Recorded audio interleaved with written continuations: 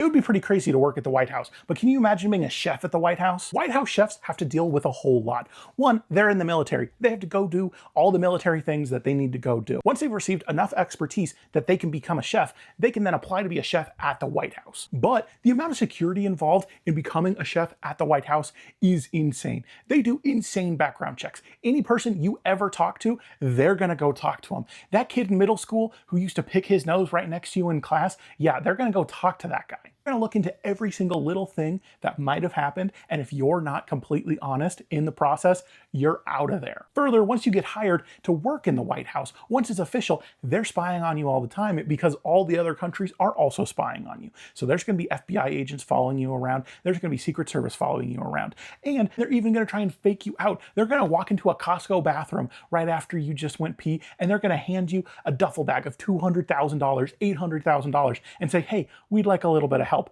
And if you don't report on that within an hour, you are out of there because they do not mess around. You might end up going to jail because of it, even more because you're in the military and they don't mess around with treason in the military. A great episode of Political Orphanage where Andrew Heaton interviews a former White House chef and kind of goes over some of that stuff. And he even wrote a book about it, as well as working on opening up a museum to talk about White House chefs.